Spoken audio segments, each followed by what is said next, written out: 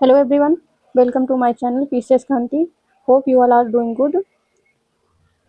इसके पहले की क्लास में हमने भारतीय संविधान का ऐतिहासिक पृष्ठभूमि पढ़ा है। आज की क्लास में हम इससे रिलेटेड जो प्रीवियस ईयर क्वेश्चन एग्जाम्स में पूछे गए हैं हम वो देखेंगे। हमारा पहला सवाल है, निम्नलिखित में से किस अधिनियम ने कोलकाता में सर्वोच्च न्यायालय की स्थापना का प्रावधान किया गया था। हमारे ऑप्शन हैं रेगुलेटिंग एक्ट 1773, पिट्स का भारत अधिनियम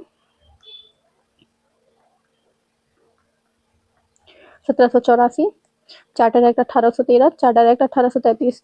हमने देखा था रेगुलेटिंग एक्ट 1773 के द्वारा कोलकाता में सर्वोच्च न्यायालय की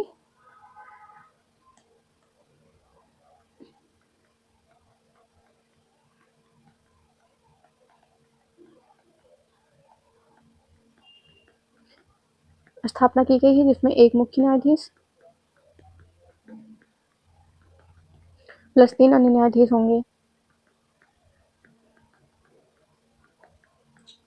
इस प्रकार हमारा आंसर हो जाएगा रेगुलेटिंग एक्ट 1773। ये सवाल यूपीपीसीएस मेंस 2010 में पूछा गया है। हमारा अगला सवाल है, सर्वोच्च न्यायालय की स्थापना के संबंध में निम्नलिखित में से कौन से कथन सही हैं। हमारा पहला कथन है, कोलकाता में सर्वोच्च न्यायालय की स्थापना 1773 के रेगुलेटिंग एक्ट के द्वारा की गई थी। हमारा दूसरा सवाल है, लेमेस्टर इस न्यायालय के प्रथम मुख्य न्यायाधीश है। हमने ऊपर ही देखा कि कोलकाता में सर्वोच्च न्यायालय की स्थापना 1773 के रेगुलेटिंग एक्ट के द्वारा की गई है। हमारा पहला कथन सही है, लेकिन हमारा दूसरा कथन गलत है, क्योंकि लेमेस्टर सर एलिजा एम्पे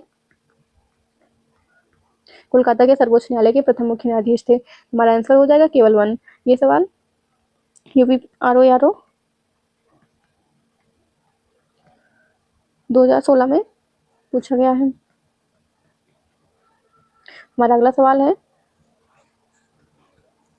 सूची 1 तथा सूची 2 को सुमेलित कीजिए तथा सूचियों के नीचे दिए गए कूट से सही उत्तर का चयन कीजिए। सूची 1 में है हमारा नियंत्रण परिषद की स्थापना, सर्वोच्च न्यायालय की स्थापना, इंग्लिश मिशनरियों को भारत में कार्य करने की अनुमति। हमारा चौथा ऑप्शन है गवर्नर जनरल की परिषद। सूची 2 में है नियामक अधिनियम 1773, पिट्स का भारतीय अधिनियम 1784, चार्टर अधिनियम 1813, चार्टर अधिनियम यहाँ पर 1833 होगा। तो हम देखते हैं कि सर्वोच्च न्यायालय की स्थापना हमारा हुआ था 1773 में, नियंत्रण परिषद की स्थापना हुई थी 1784 में, इंग्लिश मिशनरियों को भारत में कार्य करने की अनुमति चार्टर अधिनियम 1813 के द्वारा प्राप्त हुई थी, और गवर्नर जनरल की परिषद में कानूनी सदस्यों की नियुक्ति चार्टर अधिनियम 1833 से मिली थी। तो इस प्रकार हमारा ऑप्शन हो जाएगा 2, 1, 3, 4 बी। ये सवाल यूपीपीसीएस प्री 2003 में पूछा गया है। हमारा अगला सवाल है, निम्नलिखित में से किससे भारत में अंग्रेजी भारत की शिक्षा की नींव पड़ी। हमारा पहला ऑप्शन है 1813 का चार्टर एक्ट, दूसरा ऑप्शन है general committee of public instruction 1823, तीसरा ऑप्शन है प्राच्य विद्या एवं आंग्ल विवाद। हमारा आंसर इसमें 1, 2, 3 तीनों ही सही है। 1813 का चार्टर एक्ट के द्वारा भारत में शिक्षा पर 1 लाख रुपए खर्च करने का प्रावधान किया गया। इसी के तहत general committee of public instruction बनाया गया और प्राच्य विद्या एवं आंग्ल विवाद भी इसमें शामिल है। तो हमारा आंसर हो जाएगा 1, 2, 3 तीनों। ये सवाल यूपीएससी प्री 2018 में पूछा गया है। हमारा अगला सवाल है, किस अधिनियम के द्वारा ब्रिटिश संसद ने चाय और चीन के साथ व्यापार को छोड़कर ईस्ट इंडिया कंपनी के भारत के साथ व्यापार एक अधिकार को समाप्त कर दिया था।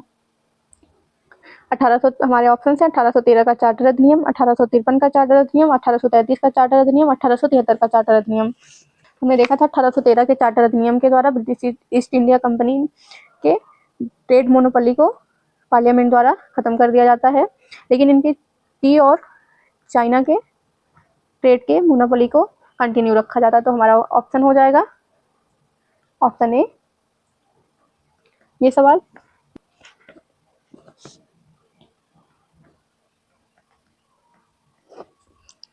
मीन्स 2017 में पूछा गया है। हमारा अगला सवाल है, चार्टर एक्ट 1813 के संबंध में निम्नलिखित तथ्यों पर विचार कीजिए। हमारा पहला कथन है, इसने भारत में ईस्ट इंडिया कंपनी के व्यापार एकाधिपत्य को चाय का व्यापार तथा चीन के साथ व्यापार को छोड़कर समाप्त कर दिया। इसने कंपनी द्वारा अधिकार में लिए गए भारतीय राज्य क्षेत्र पर ब्रिटिश राज की संप्रभुता को सुदृढ़ किया तीसरा कथन है हमारा, भारत का राजस्व ब्रिटिश संसद के नियंत्रण में आ गया था।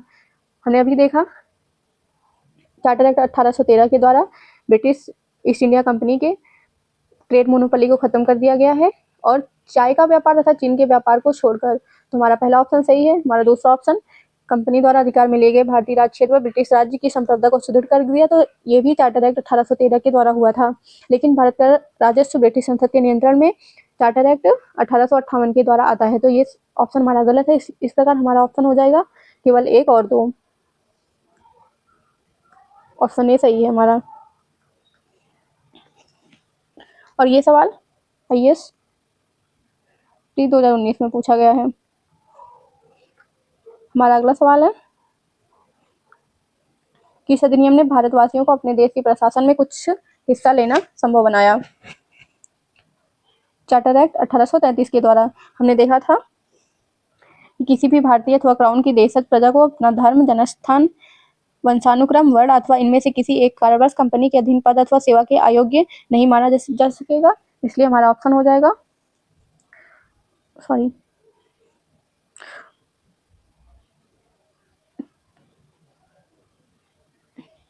1833। UPPCS प्री 2012 में ये सवाल पूछा गया है। हमारा अगला सवाल है, निम्नलिखित में से किस अधिनियम के अंतर्गत भारतीय विधानसभा को बजट पर बहस करने की शक्ति प्राप्त हुई? इसका ऑप्शन है भारतीय परिषद अधिनियम 1861, भारतीय परिषद अधिनियम 1919, भारतीय परिषद अधिनियम 1892, भारत शासन अधिनियम 1919। हमारा आंसर है भारतीय परिषद अधिनियम 1892। इसके द्वारा हमें भारतीय विधान परिषद में बजट पर बहस करने की शक्ति प्राप्त हुई थी भारतीयों को। यहाँ पे ऑप्शन हो जाएगा हमारा सी। और ये सवाल UPPCS 2003 में पूछा गया है।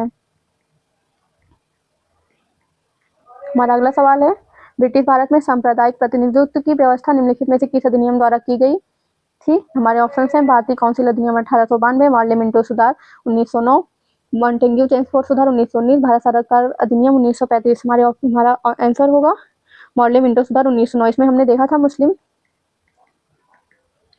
समुदाय को पृथक निर्वाचन मंडल प्राप्त हुआ था, जिसे हम सांप्रदायिक प्रतिनिधित्व के नाम से भी जानते हैं। तो हमारा ऑप्शन हो जाएगा पी। और ये सवाल MPPCS प्री 2019 में पूछा गया है। निम्नलिखित में से किस एक अधिनियम द्वारा भारत में संघीय न्यायालय की स्थापना की गई? हमारे ऑप्शन हैं भारत परिषद अधिनियम 1861, भारत सरकार अधिनियम 1909, भारत सरकार अधिनियम 1919। ऑप्शन डी है उपर्युक्त में से कोई नहीं। तो हमारा आंसर होगा उपर्युक्त में से कोई नहीं, क्योंकि भारत में संघीय न्यायालय की स्थापना 1937 में हुई थी, जो कि भारत सरकार अधिनियम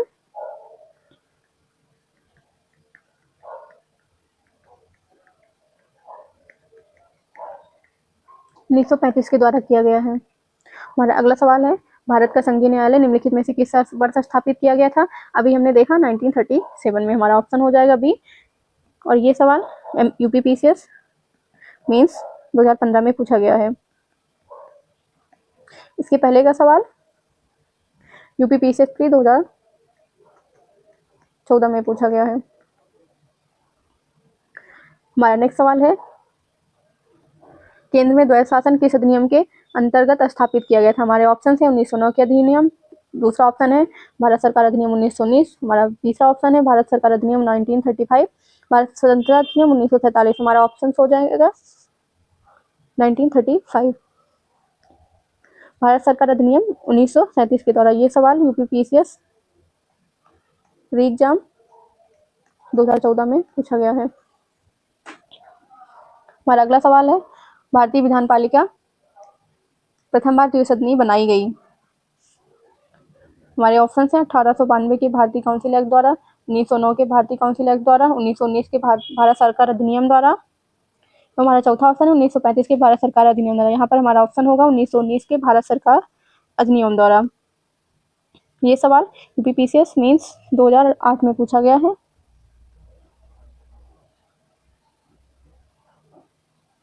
हमारा अगला सवाल है, राष्ट्रपति के अध्यादेश निर्गत करने की शक्ति प्रेरित है? भारत सरकार अधिनियम 1919, भारत सरकार अधिनियम 1935, भारत सरकार ने 1909 में, भारत सरकार ने 1947 में। हमारा आंसर है भारत सरकार अधिनियम 1935। और ये सवाल यूपीपीसीएस मेंस 2008 में पूछा गया है।